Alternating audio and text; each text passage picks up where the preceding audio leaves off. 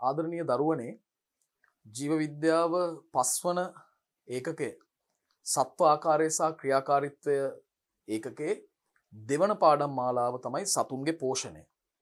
ඒ පාඩම් මාලාවේ සිද්ධාන්තමය පරිච්ඡේද 6කින් ඔබට ඒ සමස්ත විෂය කරුණු ප්‍රමාණය මම ඉදිරිපත් කළා. දැන් අපි සාමාන්‍යයෙන් කරන්නේ සිද්ධාන්තමය කරුණු සාකච්ඡා කිරීමෙන් පසු එම පාඩමට අදාළ වන්නා වූ සියලුම ආකාරයේ කෙටි ප්‍රශ්න සාකච්ඡා කිරීම. විශේෂයෙන්ම ව්‍යුහගත මට්ටමේ ප්‍රශ්න සාකච්ඡා කිරීම. එහි ආරම්භක පරිච්ඡේදය තමයි මේ සූදානම් වෙන්නේ අපි සාකච්ඡා කරන්න. දැන් අපි එහෙමනම් ප්‍රශ්නාවලියට යොමු වෙමු. සරලම ප්‍රශ්නේ ඉඳන් සංකීර්ණම ප්‍රශ්නය දක්වා අපි මේ පාඩම තුලදී සාකච්ඡා කිරීමට බලාපොරොත්තු වෙනවා. ඉතින් මේ විෂය කරුණු හොඳින් ඉගෙනගත්ත දරුවෙක්ට පුනරීක්ෂණ අභ්‍යාසයක් විදිහට මේ පරිච්ඡේද කීපය යොදා ගන්න පුළුවන්. හරි. බලන්න. පළවෙනි ප්‍රශ්නය. සත්ව පෝෂණය යනු කුමක්ද? දරුවනේ නිතරම ව්‍යුහගත ප්‍රශ්න පත්‍රවලදී පෝෂණය සම්බන්ධයෙන් ප්‍රශ්න ඉදිරිපත් වෙනවා නම් අනිවාර්යෙන්ම අහන ආරම්භකම ප්‍රශ්නය තමයි සත්ව පෝෂණය යනු කුමක්ද? දැන් විවිධ දේහ කෘත්‍ය සඳහා භාවිතා කිරීම පිණිස ආහාර ලබා ගැනීමේ ක්‍රියාවලිය. ඒකට තමයි සත්ව පෝෂණය කියන්නේ. විවිධ දේහ කෘත්‍යයන් අපේ ශරීරය තුල සිද්ධ වෙනවා. ඒ විවිධ දේහ කෘත්‍යයන් සිද්ධ කර ගැනීම සඳහා අවශ්‍ය ආහාර ලබා ගන්න ක්‍රියාවලියට තමයි කියන්නේ මොකක් කියලාද? ඒ තමයි සත්ව පෝෂණය. ඒ නිසා පළවෙනි ප්‍රශ්නෙට පිළිතුර අපිට ගොඩනගන්න පුළුවන් විවිධ දේහ කෘත්‍ය සඳහා භාවිතා කිරීම සඳහා ආහාර ලබා ගැනීමේ ක්‍රියාවලිය තමයි සත්ව පෝෂණය කියන්නේ. ඉතින් අපි පිළිතුර ලියමු එහෙමනම්. විවිධ දේහ කෘත්‍ය සඳහා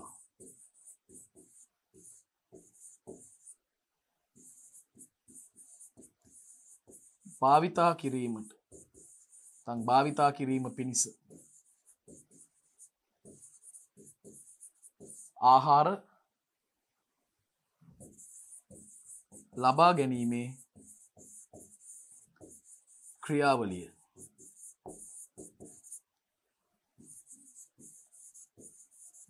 සත්ව පෝෂණයයි.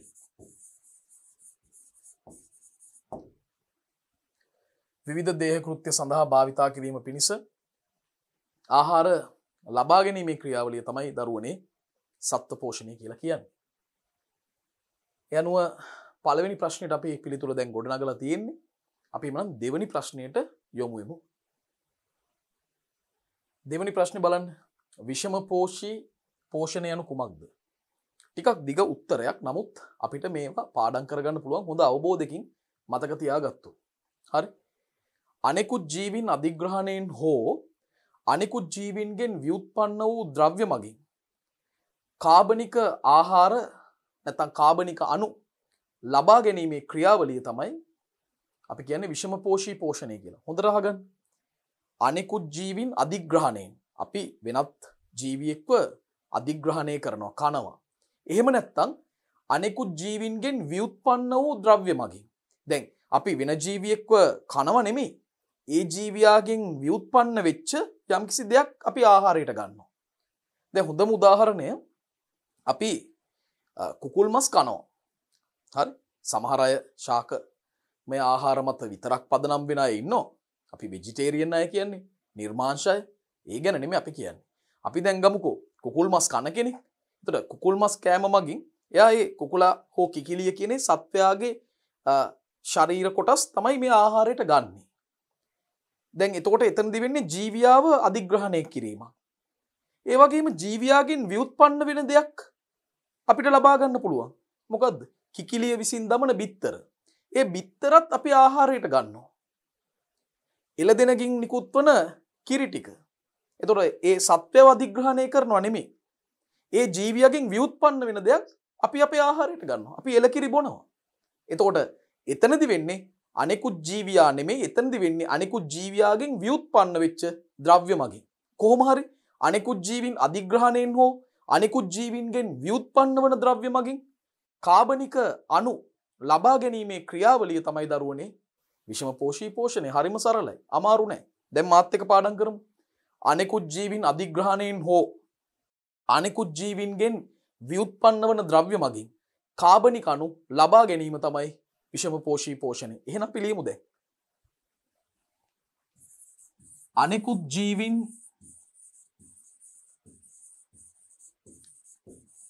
අධිග්‍රහණයෙන් හෝ අනෙකුත් ජීවීන්ගෙන්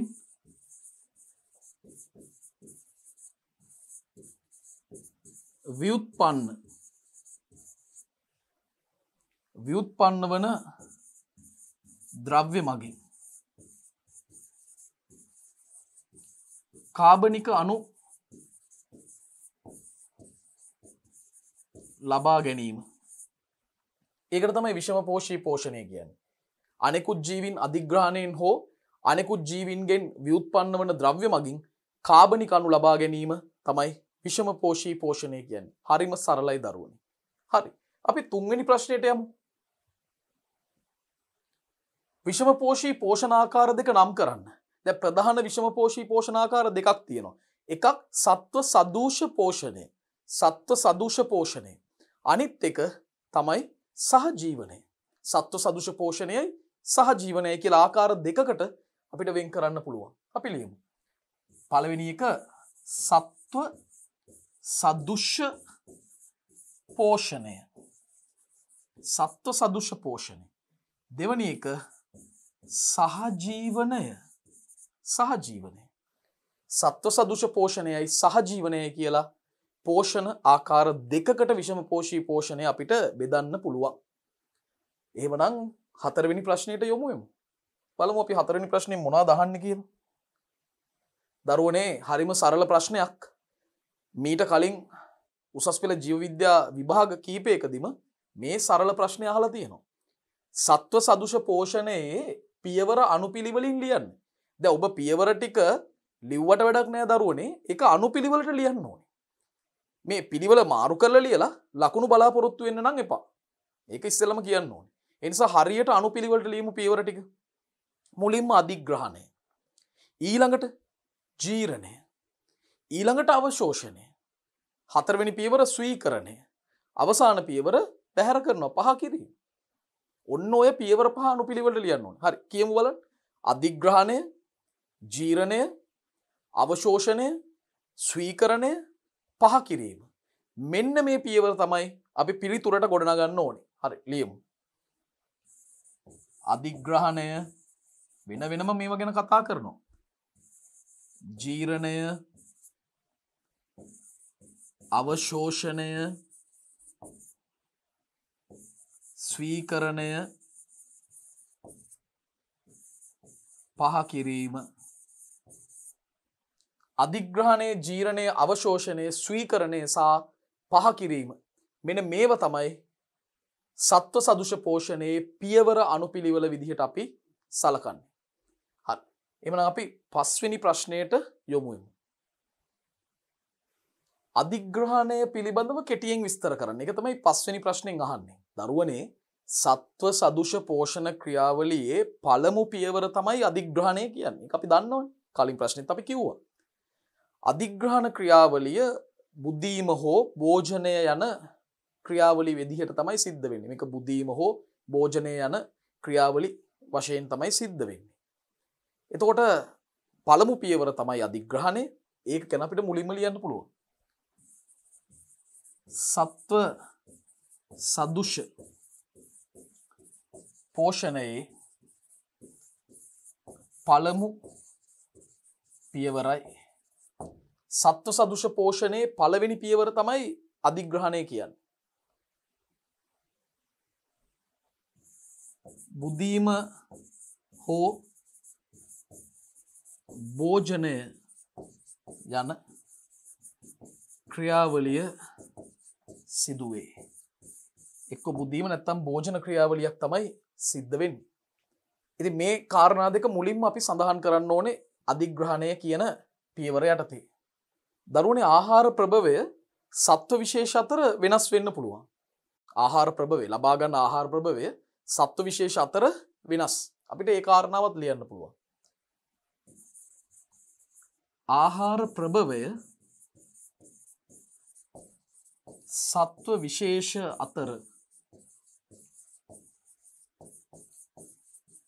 වෙනස් වේ. ආහාර ප්‍රභවය සත්ව විශේෂ අතර වෙනස් වෙනවා.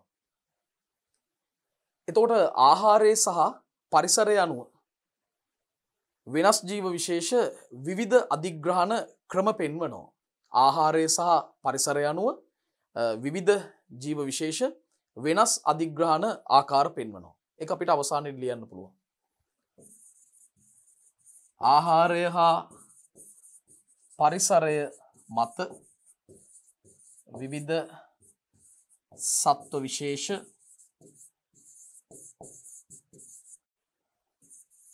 වෙනස් අධිග්‍රහණ ආකාර දක්වයි. වෙනස් අධිග්‍රහණ ආකාර දක්වනවා.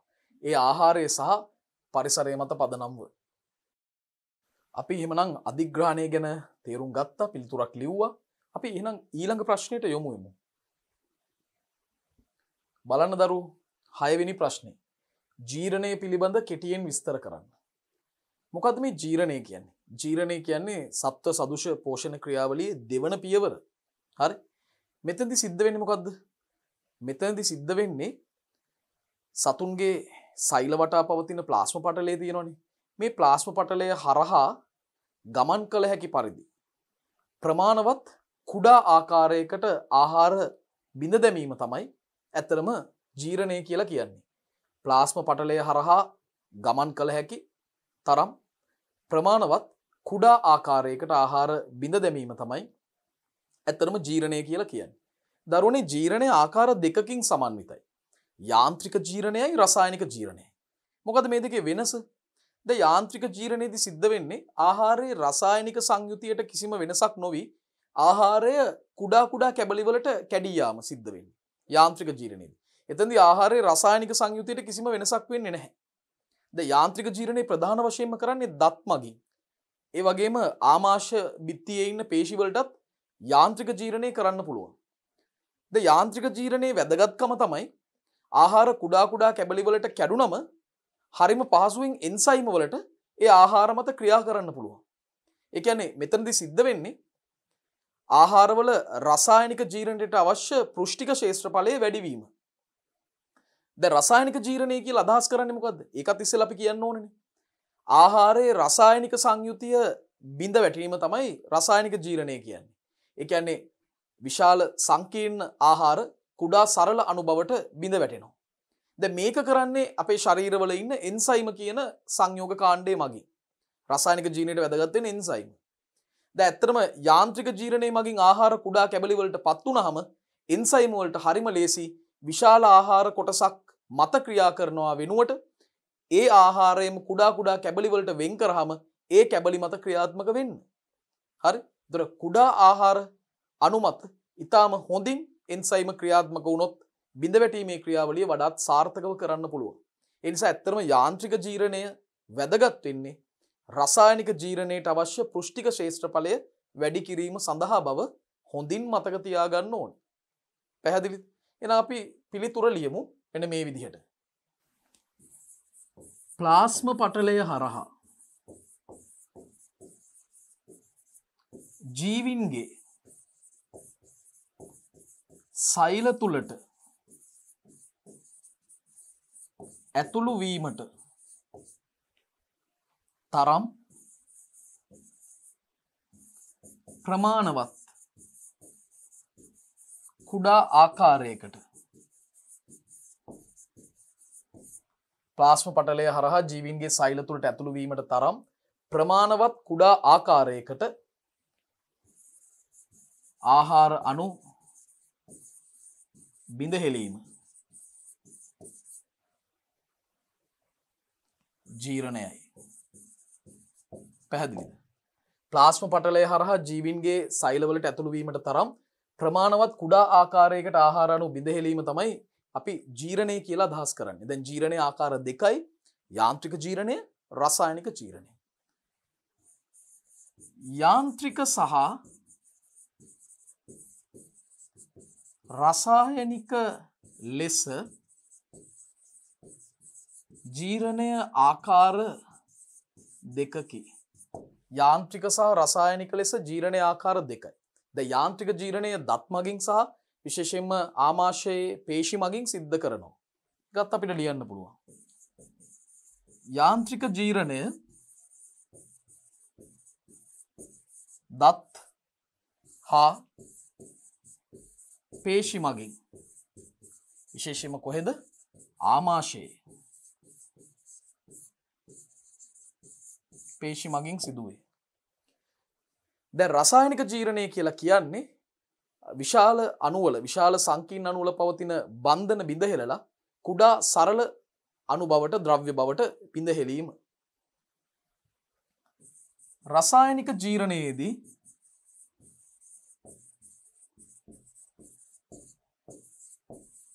විශාල සංකීර්ණ අණුවල ඇති බන්ධන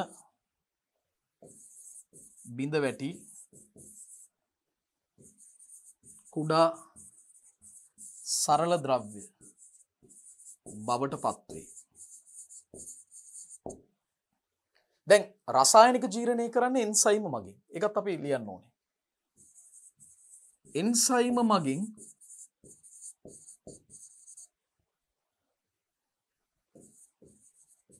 රසායනික ජීර්ණය සිදුවේ. එන්සයිම් මගින් රසායනික ජීර්ණය සිද්ධ වෙනවා. දරුවනේ යාන්ත්‍රික ජීර්ණය වැදගත් වෙන්නේ රසායනික ජීර්ණය සිදු කිරීමට අවශ්‍ය පෘෂ්ඨ ක්ෂේත්‍රඵලය පෘෂ්ඨ වර්ගඵලය වැඩි කරන්න. යාන්ත්‍රික ජීර්ණය නිසා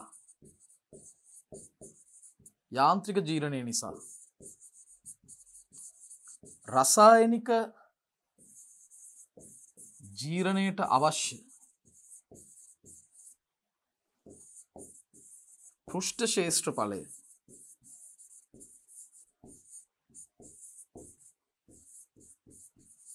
වැඩි වේ. යාන්ත්‍රික ජීර්ණය නිසා රසායනික ජීර්ණයට අවශ්‍ය පෘෂ්ඨ ක්ෂේත්‍රඵලය වැඩි වෙනවා.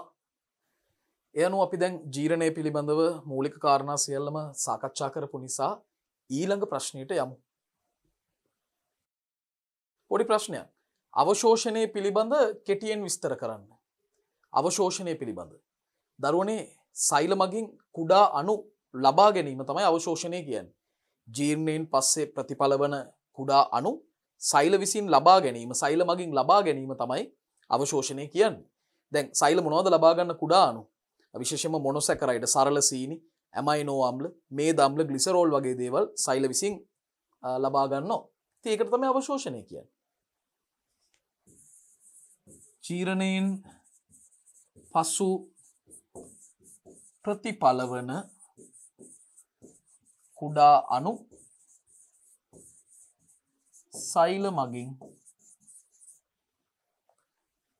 ලබා ගැනීම. උදාහරණ විදිහට මේ කුඩා අණු තමයි සරල සීනි, ඒ වගේම ඇමයිනෝ අම්ල. මෙන්න මේ වගේ දේවල් ලබා ගන්නවා. මේකට තමයි අවශෝෂණය කියලා කියන්නේ. හරි. අපි එhmenan 8 වෙනි ප්‍රශ්නයට දැන් යමු වෙමු. 8 වෙනි ප්‍රශ්නය. ස්වීකරණය. මොකද්ද මේ ස්වීකරණය පිළිබඳව ලියන්න තියෙන අපිට? ශරීරයේ විවිධ කෘත්‍ය සඳහා අවශෝෂණය කරන ලද පෝෂක ප්‍රයෝජ්‍යකරණය කිරීමේ ක්‍රියාවලිය තමයි ස්වීකරණය කියලා කියන්නේ. ශරීරයේ විවිධ කෘත්‍ය සඳහා අවශෝෂණය කරන ලද පෝෂක ප්‍රයෝජ්‍යකරණය කිරීමේ ක්‍රියාවලිය. ඒක තමයි ස්වීකරණය. අපි ලියමු. ශරීරයේ විවිධ කෘත්‍ය සඳහා අවශෝෂණය කරන ලද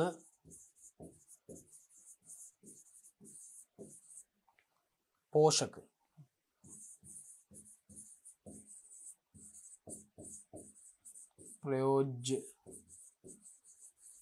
ප්‍රයෝජ්‍යකරණය කිරීමේ ක්‍රියාවලිය.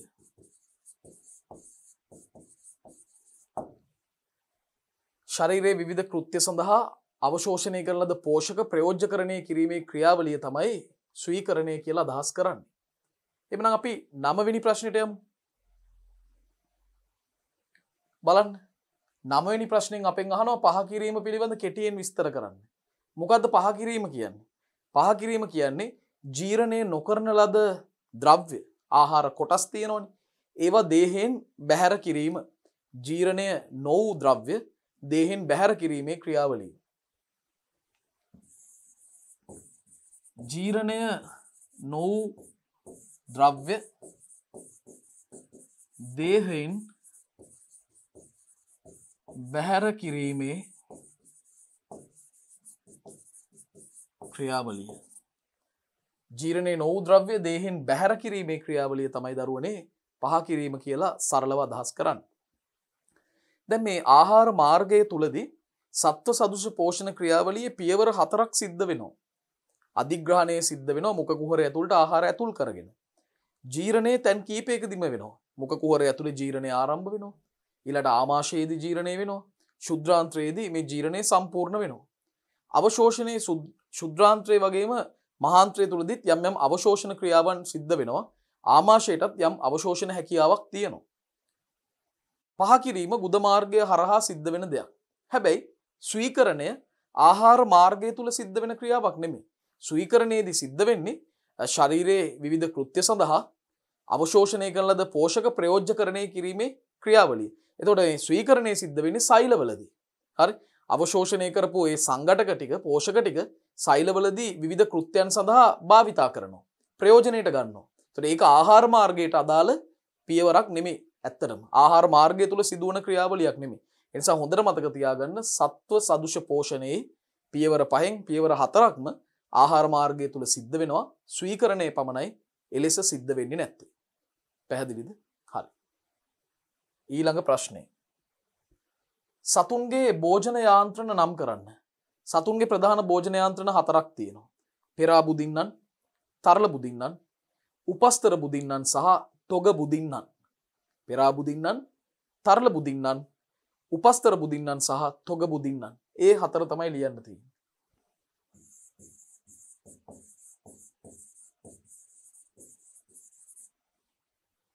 පෙරා බුදින්නන්, තරල බුදින්නන්, උපස්තර බුදින්නන් සහ අවසාන වශයෙන් තොග බුදින්නන්. විදිහට අපිට මේ සතුන්ගේ භෝජන යාන්ත්‍රණ 4 දක්වන්න පුළුවන්. අපිට ඊළඟ ප්‍රශ්නවලදී මේ භෝජන යාන්ත්‍රණ පිළිබඳව වෙනමම විස්තර කරන්නට පුළුවන්. අපි ඊළඟ ප්‍රශ්නයට යමු.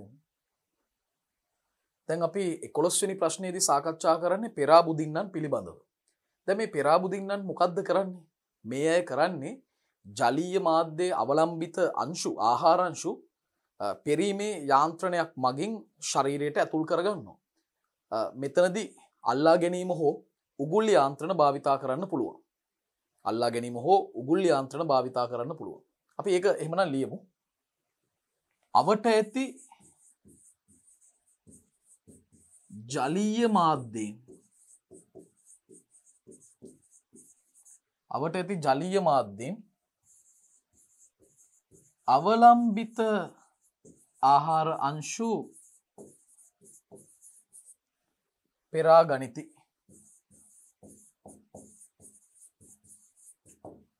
මේ සඳහා අල්ලා ගැනීම,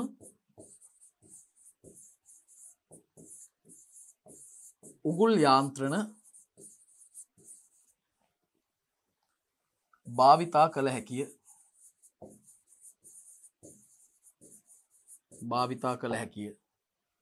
දැන් උදාහරණයක් වශයෙන් කාවාටියන් මට්ටියන් අපිට ගන්න පුළුවන් මේ පෙරා බුදින්නන් විදිහට.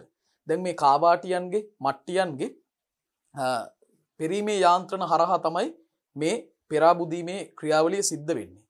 එතකොට ඒ අයගේ දේහයට විශේෂයෙන්ම ජලක්ලෝම මතින් ගමන් කරන ජලයේ පවතින කුඩා ආහාර අංශු භෝජනය කිරීමක් සිද්ධ කරනවා. මෙතෙන්දි සිද්ධ වෙන්නේ ඒ කුඩා ආහාරංශු ශ්ලේෂ්මල පටලයක් හරහා ගමන් කරලා පක්ෂම සැලීම මගින් මුඛය වෙත ඇදිලා යනවා. අන්න ඒ කාරණාවත් දැනගන්න ඕනේ. කාවාටියන් මට්ටියන් පෙරා බුදින්නන් වේ.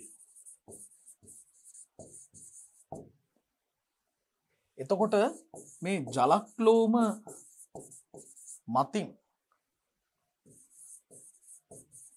ගමන් කරන ජලයේ වූ ආහාරංශු භෝජනය කරනවා මේ ජීවි.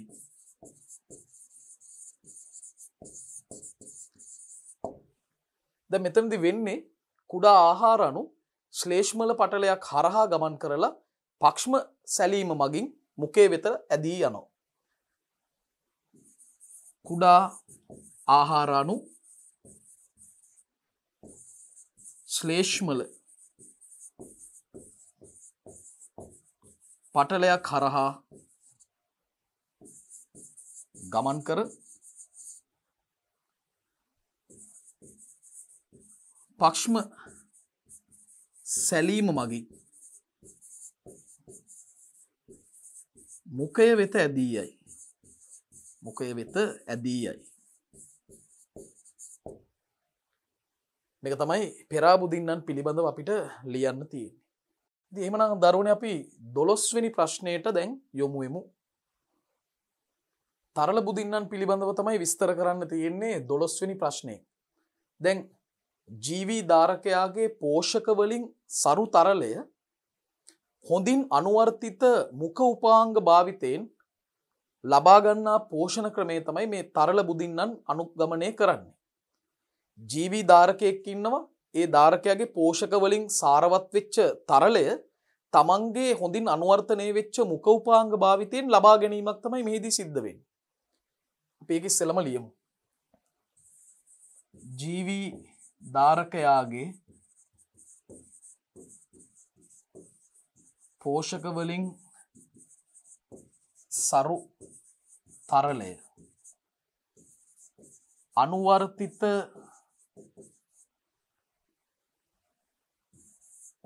මුඛ උපාංග භාවිතයෙන් අනුවර්තිත මුඛ උපාංග භාවිතයෙන් ලබා ගැනීම නැත්නම් උරා ගැනීම.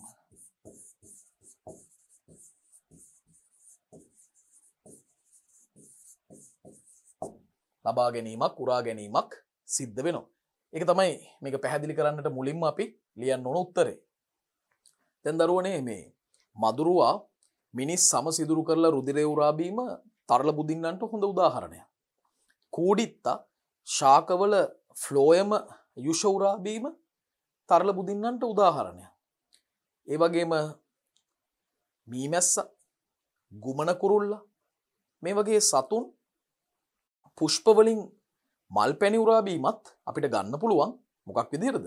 තරල බුදින්නන්ගේ පෝෂණ ක්‍රමයකට හොඳ උදාහරණයක් විදිහට. ඉතින් අපි ඒ ටික එකතු කරමු. මදුරුවා මිනිස් සම සිදුරු කර රුධිරය උරා බීමත් කූඩිත්තා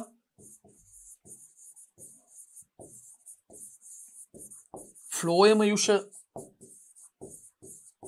උරා බීමත් මීමැස්සා ගුමන කුරුල්ලා හමින් බර්ඩ් කියන්නේ පොඩිම පක්ෂියා කියලා සලකන්නේ. පුෂ්ප වලින් පැණි උරා බීම නිදසුන් වේ.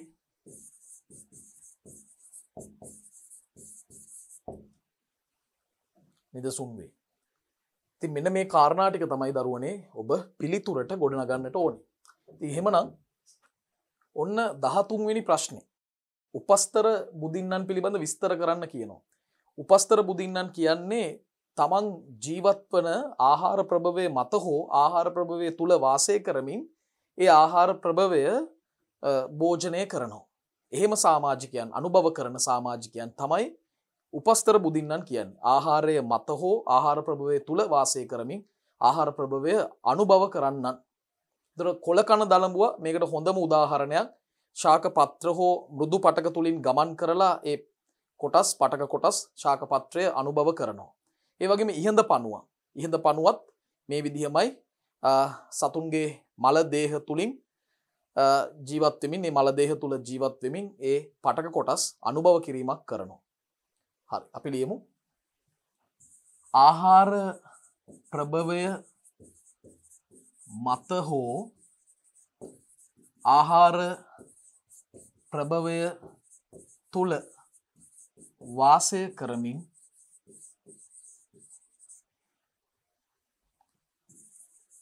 ආහාර අනුභව කරයි. දැන් හොඳම උදාහරණ තමයි කොළ කන දලඹුව. එයා ශාක පත්‍ර හෝ මෘදු පටක තුලින් ගමන් කර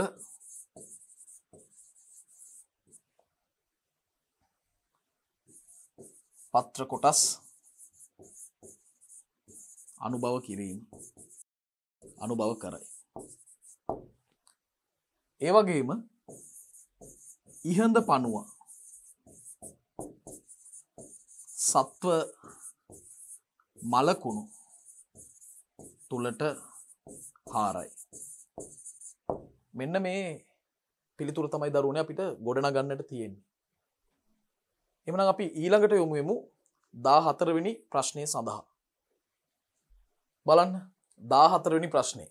තොග බුදින්නන් පිළිබඳ විස්තර කරන්න. ඔන්න අපිත් අයිති වෙන්නේ මෙතෙන්ට.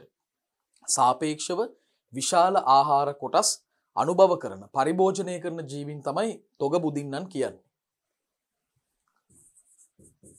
සාපේක්ෂව විශාල ආහාර කොටස්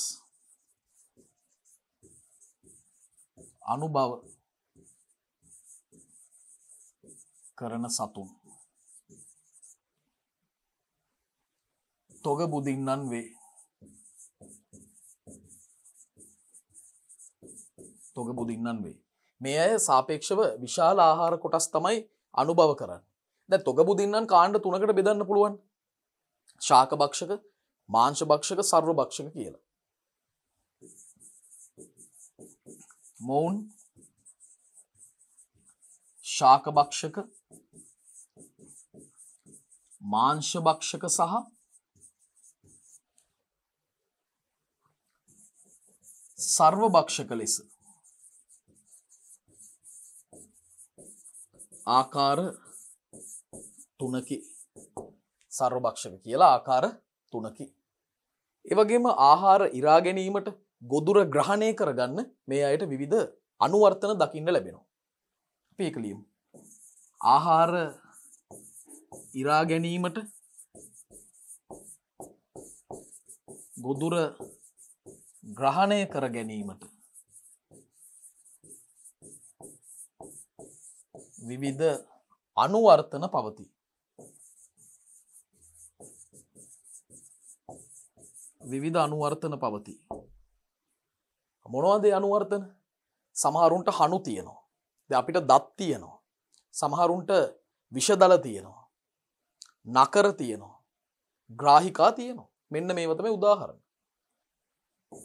උදා හණු දත් විෂදල ග්‍රාහිකා නකර කියන්නේ නියපොතු කියන අදහස. මෙන්න මේ වගේ අනුවර්තන පවතිනවා අර ආහාර ඉරා ගැනීමට ගොදුර ග්‍රහණය කර ගැනීම සඳහා. එහෙමනම් දරුවනේ භෝජන යාන්ත්‍රණ ආකාර 4ම අපි පිළිතුරු වශයෙන් මේ ප්‍රශ්නවලට ඉදිරිපත් කළා. දැන් අපිට ඊළඟ ප්‍රශ්නයට යොමු වෙන්න පුළුවන්. 15 වෙනි ප්‍රශ්නය. සහජීවනය යනු කුමක්ද? දරුවනේ එකිනෙකට සමීපව ජීවත් වන වෙනස් විශේෂවලට අයත් ජීවින් අතර ඇතිවන පාරිසරික සම්බන්ධතාවයකට අපිට කියන්න පුළුවන් සහජීවනය කියලා. එකිනෙකට සමීපව ජීවත් වන වෙනස් විශේෂවලට අයත් ජීවින් අතර ඇතිවන පාරිසරික සම්බන්ධතාවය තමයි අපි කියන්නේ මොකක් කියලාද? සහජීවනය. හරි ලියමු. එකිනෙකට සමීපව ජීවත් වන වෙනස් විශේෂ වලට අයත් එකිනෙකට සමීපව ජීවත් වන වෙනස් විශේෂ වලට අයත් ජීවින් අතර පවතින පාරිසරික සම්බන්ධතාවය සහජීවනයයි. එකිනෙකට සමීපව ජීවත් වන වෙනස් විශේෂ වලට අයත් ජීවින් අතර පවතින පාරිසරික සම්බන්ධතාවය නැත්නම් කිට්ටු පාරිසරික සම්බන්ධතාවය තමයි සහජීවනය කියන්නේ. අපි 16 වෙනි ප්‍රශ්නෙට යමු. සහජීවන ආකාර නම් කරන්න කියලායි 16 වෙනි ප්‍රශ්نين කියන්නේ. ඒ සහජීවන ආකාර තුනක් තියෙනවා. අන්‍යෝන්‍යාධාරය, පරපෝෂීතාවය සහ බෝජීත්වය. ඉතින් අපි ටික ලියමු. අන්‍යෝන්‍යාධාරය, පරපෝෂීතාවය සහ බෝජීතාවය. මේ තමයි සහජීවන ආකාර තුන. අන්‍යෝන්‍යාධාරය, පරපෝෂීතාවය සහ බෝජීතාවය. නැත්නම් සහ බෝජීත්වය කියන්නත් පුළුවන්. ඒ තමයි සහජීවනයේ ආකාර තුන. දැන් අපිට පුළුවන් මේ ආකාර තුන ගැන තියෙන ඊළඟ ප්‍රශ්න තුනට පිළිතුරු සපයන්න. අපි යමු 17 වෙනි ප්‍රශ්නය. අන්‍යෝන්‍යාධාරය පිළිබඳ කෙටියෙන් විස්තර කරන්න. දරුවනේ අන්‍යෝන්‍යාධාරය කියලා කියන්නේ එකිනෙකට වෙනස් විශේෂ දෙකක ජීවින් දෙදෙනෙකුටම වාසි සැලසෙන, ජීවින් දෙදෙනාටම වාසි සැලසෙන පාරිසරික සම්බන්ධතාවයක්, කිට්ටු පාරිසරික සම්බන්ධතාවයක්. හරි? දෙදෙනාටම වාසි සැලසෙන පරිදි එකිනෙකට වෙනස් ජීව විශේෂ අතර ඇති කිට්ටු පාරිසරික සම්බන්ධතාවය තමයි අන්‍යෝන්‍යාධාරය කියන්නේ. දෙදෙනාටම වාසි සැලසෙන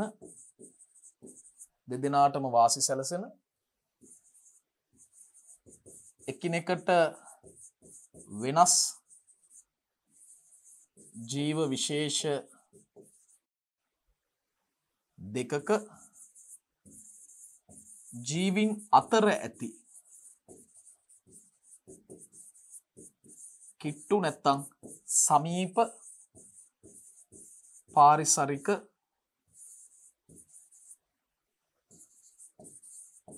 සම්බන්ධතාවය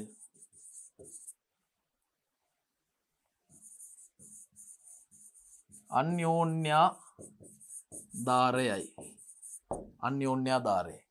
දෙදෙනාටම වාසි සැලසෙන එකිනෙකට වෙනස් ජීව විශේෂ දෙකක ජීවින් අතර ඇති කිට්ටු නැත්තම් සමීප පාරිසරික සම්බන්ධතාවය තමයි දරුවනේ අන්‍යෝන්‍යාධාරය කියලා අදහස් කරන්නේ. අන්‍යෝන්‍යාධාරය. එතකොට මෙතනදී ජීවින් දෙදෙනාටම වාසි සැලසෙනවා. A කියන ජීවියාගෙන් B කියන ජීවියාට වාසියක් ලැබෙනවා. B කියන ජීවියා නිසා A කියන ජීවියාටත් වාසියක් ලැබෙනවා. දෙන්නාටම වාසි සැලසෙනවා. A නිසා Bට වාසියක් සැලසෙනවා. එන් වගේම B නිසා Aටත් වාසියක් සැලසෙනවා. මෙන්න මේ වගේ සම්බන්ධයක් තමයි අපි කියන්නේ මොකක් කියලාද? අන්‍යෝන්‍යාධාරය කියලා අදහස් කරන්නේ. දැන් රෝමාන්තකයන්ගේ සහ වේයන්ගේ ආහාර මාර්ගයේ සිටින සෙලියුලෝස් ජීරක ශුද්‍ර ජීවියා කියන්නේ අන්‍යෝන්‍යාධාරයට හොඳ උදාහරණයක්.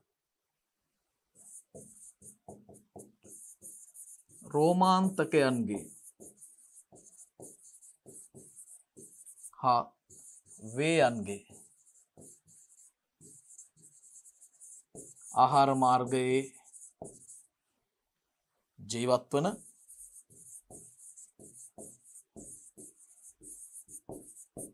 සෙලියුලෝස් ජීරක ශුද්‍ර ජීවි හොඳම උදාහරණයක් වෙනවා. ඒ තමයි අන්‍යෝන්‍යාධාරය කියන්නේ. අපි යමු 18 වෙනි ප්‍රශ්නයට. 18 වෙනි ප්‍රශ්නය. පරපෝෂිතතාවය පිළිබඳ කෙටියෙන් විස්තර කරන්න. දරුවනේ මෙතනදී වෙනස් විශේෂ දෙකක ජීවින් අතර ඇතිවන සමීප සම්බන්ධතාවයක්. හැබැයි පරපෝෂිතය කියලා හඳුන්වන එක් ජීව විශේෂයකට සෑම විටම වාසියකුත්, ධාරකයා ලෙස හඳුන්වන අනෙක් ජීව විශේෂයට සෑම විටම හානියකුත් සිද්ධ වෙනවා. හරි. වෙනස් ජීව විශේෂ දෙකක ජීවීන් අතර ඇතිවන සමීප පාරිසරික සම්බන්ධතාවයකි. මෙහිදී එක් ජීවියෙකුට, කාටද එක් ජීවිය කියන්නේ? පරපෝෂිතයට. පරපෝෂිතයාට වාසියක්ද අනෙක් ජීවියාට, ඒ කියන්නේ ධාරකයාට හානියක්ද සිදුවේ.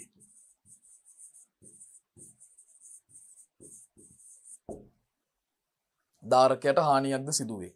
දැන් මෙතනදී පරපෝෂිතයා ධාරකයා මත හෝ ධාරකයා තුල ජීවත් වෙමින් ධාරකයාගෙන් පෝෂණය පවා ලබා ගන්නවා.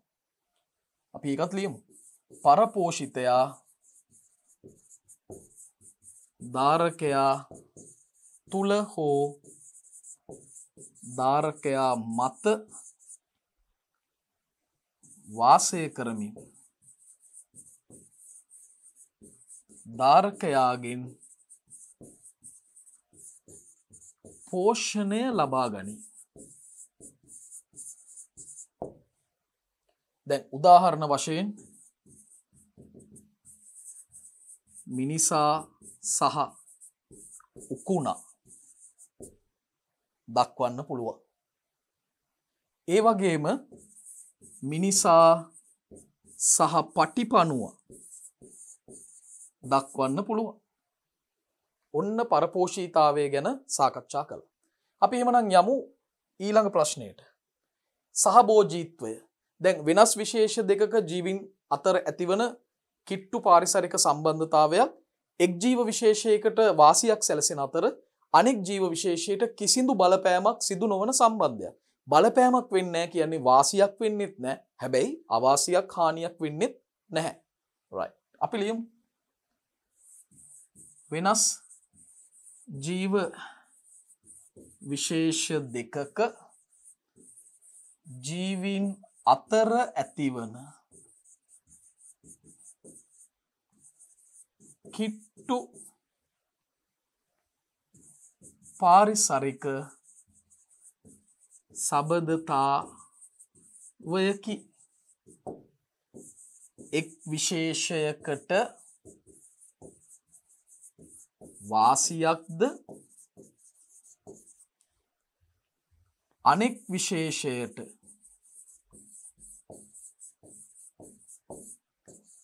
කිසිදු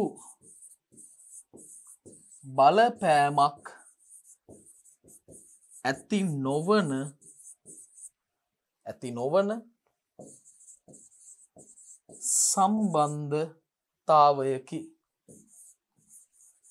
සම්බන්ධතාවයකි. දැන් තල්මසාට සවිවී සිටින බෙලියනයා මේකට හොඳම උදාහරණයක්. තල්මසාට සවිවී වාසය කරන බෙලියනයා නිදසුන් වේ. ඒ අනුව දරුවනේ සතුන්ගේ පෝෂණය කියන පාඩමේ 7 වන පරිච්ඡේදය, ඒ කියන්නේ ප්‍රශ්නාවලිය මේන් අවසන් වෙනවා.